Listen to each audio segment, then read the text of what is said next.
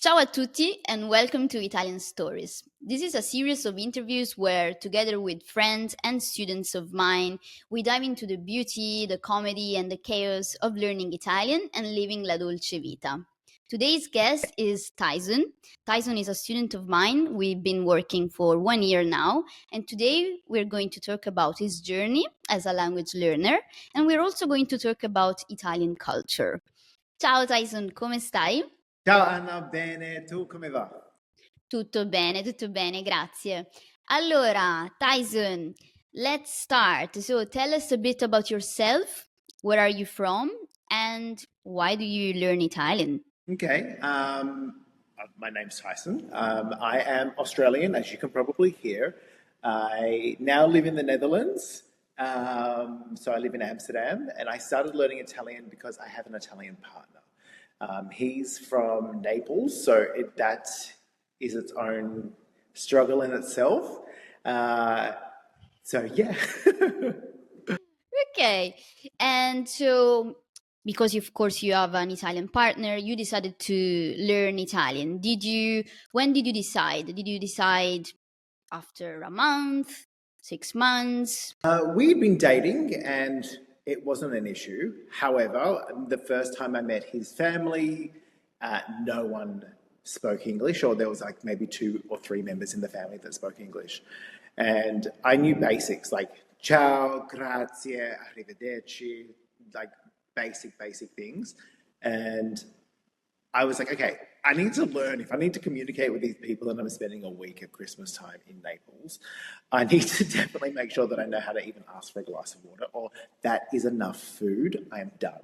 It makes sense. And Yeah. so when you started when you started learning Italian, what Yeah. was it like? At the start, I was a little bit hesitant and I was really nervous because I do speak another language other than English. And I was just going, okay, how am I going to be able to make sure that I can compartmentalize in my brain, make sure that I'm not going to blend the two languages and sound like a complete muppet.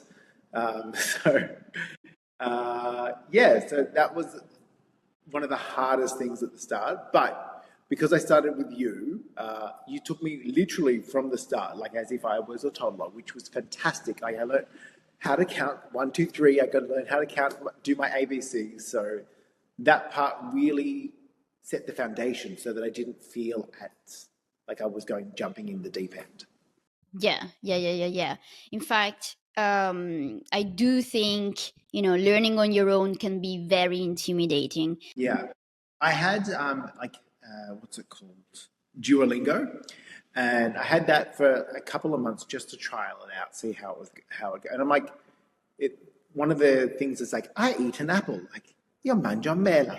I'm like, okay, I'm never going to use that ever, but it was a foundation. But it was great. It's a great tool. It's not something that helps me with learning, but it might help someone as well. So I'm not poo-pooing it. I'm just saying it's not for me. Yeah, no, I mean, Duolingo is an app, and this is what we have to remember. It's not a human being. So you can use Duolingo, it's helpful somehow, but it cannot be the only way you can learn a language. Absolutely not. And so you're learning Italian because of your partner, really. Yes. And so do you speak Italian with your partner or do you mix languages? What's your situation? So we mix languages, and it really depends on the context, who's around us, and what we're doing, or how tired we are. So I would say during the day, it is a good mix of 50-50. So like in text messaging, that's a true 50-50. Like there are some days where it's Italian, some days it's English, most days it's a blend, like it's a massive blend. And then when we're at home, if I say something in English and my partner doesn't understand me, so it's not that he doesn't understand me, it's more a case of my accent is Australian, so I can sound a little bit heavy and very nasal. And he's like, "Ha, che cosa?" And I'm like, and then so I will repeat myself again, then in Italian. So it just depends on how tired we are, what we're doing. It's just, it's a weird blend of Italian and English, Italish. Italish, Yeah. yeah, exactly, exactly. Yeah. And so obviously you've been learning with me, no? Mhm. But in general, would you suggest learning Italian on your own, or do you think that probably it's better to study with a teacher or in a school setting? So I've done a school setting for French, and this is not high school French; it was business French, and everyone learns at a different pace. So in a school, for me, I would be able to progress faster than than others in some areas, and then there'll be others where I need help. So if you're in a class and there's 10 to 15 people in there, there's only one person that can only follow the guide of where you're at. So for me, that's not for me. I like also to have a relationship with someone when I'm learning something, just so that they can see where I'm struggling and then really drill down on what I need. I think also learning by yourself is a great thing if that's what your study style is. However, you do need someone, like a human, to correct you because there are some weird rules in Italian that I'm like, what's going on here?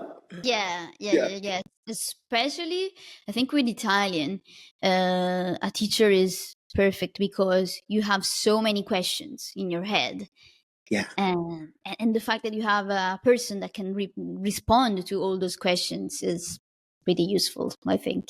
And there's like, I think there was one example that I can think of is like, I was like the days of the week in Italian, right? I was like, why are they named that? Like, why is it named after planets? And you had gone, okay, they're this, they're this, they're this. And I was like, okay, that makes sense.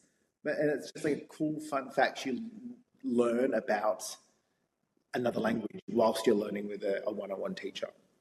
Okay, so now I'm going to ask you some questions related to our culture. Okay, go for it.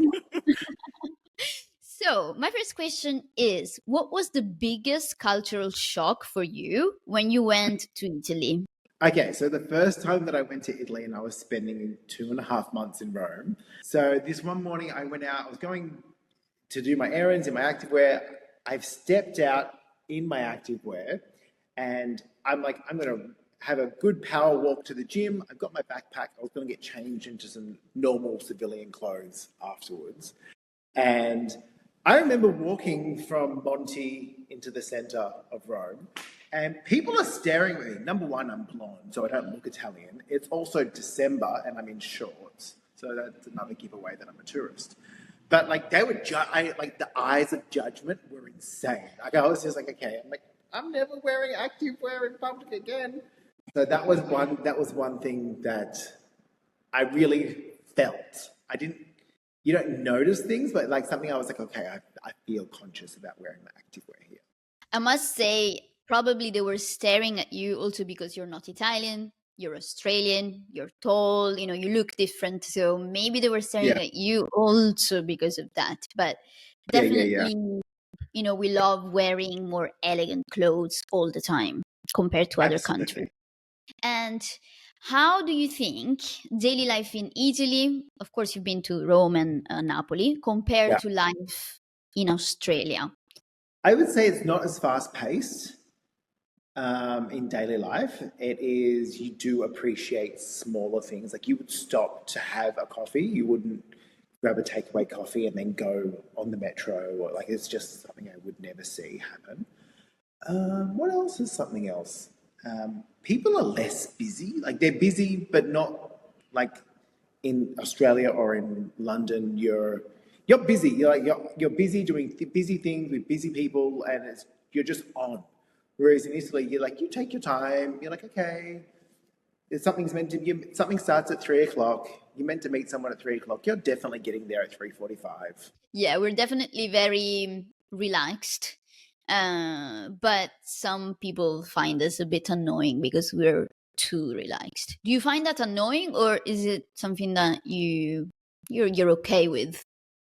It's something I've learnt to be okay with because I'm now living with an Italian. A great example is, as you can see, I'm in a hair salon. I own a hair salon, and my partner comes and gets his haircut every 3 weeks. Uh, if I'm getting him to come at the end of the day for a haircut when I've finished all my clients, I will book him in at 4:30. Right? I actively tell him, and I will send him a text message saying it's 4 o'clock so that he's there on time. So I'm very curious about this. You are in a relationship with Napoletano, really. Yeah. So have you adopted any Italian or Neapolitan habits? Okay, so yes, and I never knew this one, but you have pizza on a Sunday night. Sunday night pizza is a thing. And so since we have been cohabiting, my partner makes us a pizza, like from scratch, on a Sunday night. So Sunday morning, he's making the dough, and it's very sweet. It sounds romantic, but it really isn't. It makes a mess, and it's a shit fight.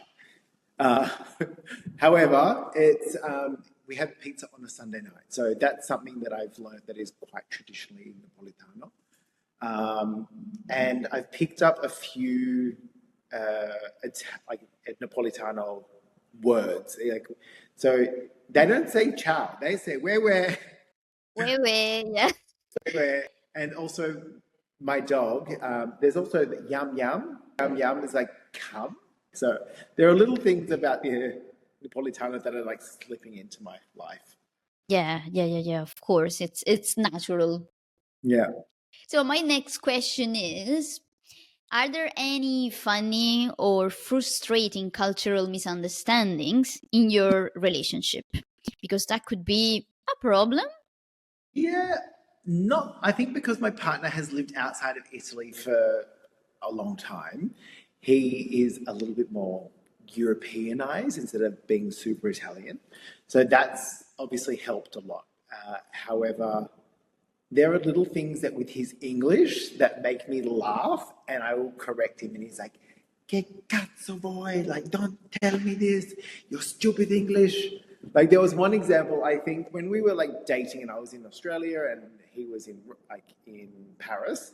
He was cutting. We were on FaceTime, and he was cutting chicken, like to cook dinner, and I'm like, what are you doing? He's like, Tyson, I'm cutting the chicken stripes. I'm like, you're cutting chicken strips. He's like, no, Tyson, the chicken is naked already. I'm like, okay, so stripe, yes, it is a stripe, but it's a strip of chicken. And like, but strip does also mean get naked. And he's just like, fuck your stupid English is a stupid. I'm like, okay. I can understand him because yeah, sometimes I get frustrated with English too. So Actually, there's one thing that I love when Italians, because you guys enunciate nearly every letter, or when there's a conjugate, like when there's two letters together, and the word biscuit, you guys just say biscuits, and I love it. It's like, okay, stop saying the I. It's sort of biscuit. It's a biscuit, but it's so cute. I love that. yeah, biscuits. I mean, there's many words yeah There's that we so say many. wrong. Pregnant. Oh yeah, because the GN in Italian Yeah, is gn, so yeah. So, pregnant. so, so funny.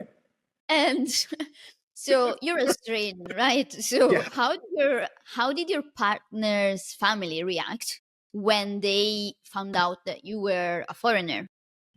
His brothers were fine because his brothers have also lived abroad. However, his mum and dad, I'm pretty sure, and I hope that they won't watch this podcast. I did hear that they weren't extremely happy that I was Australian. He's like, my mother said to me that I can't believe that you're dating an Australian. Are you aware that's the other side of the world? When I die, I want my children around me on my deathbed. And if you're on the other side of the world, blah. And I was just like, holy shit, this is so dramatic. Like, why?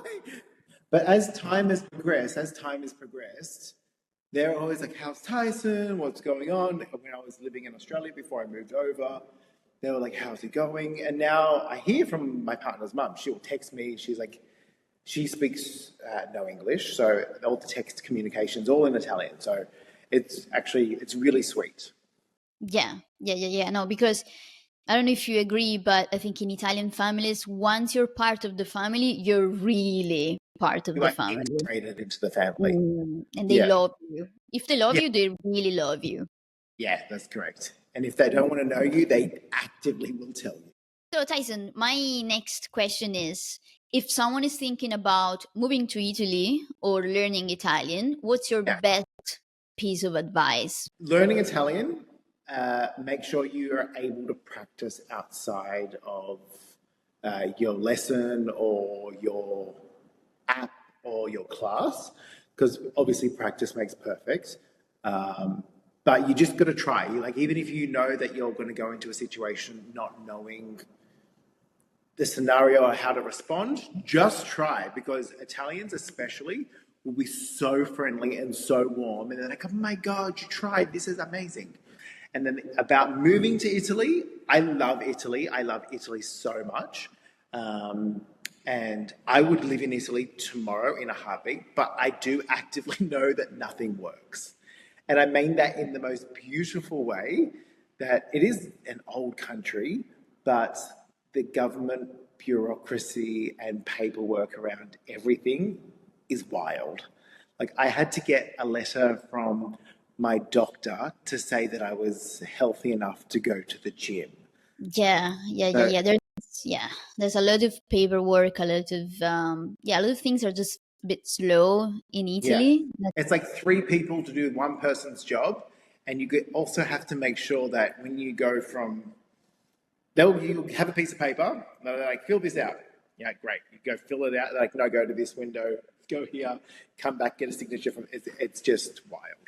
So maybe the advice is be prepared. Yeah, be prepared for a bit of red tape, but also be prepared for la dolce vita. Like, the slowness makes you appreciate your life so much more in a really, really nice way.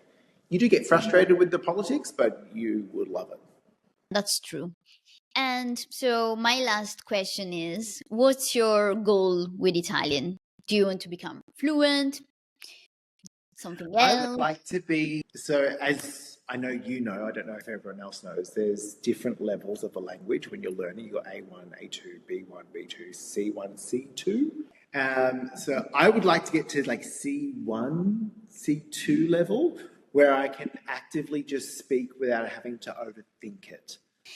Okay, Tyson. So thank you so much for being part of this wonderful chat and ci vediamo a lezione. Sì, ci vediamo alla lezione. Grazie mille.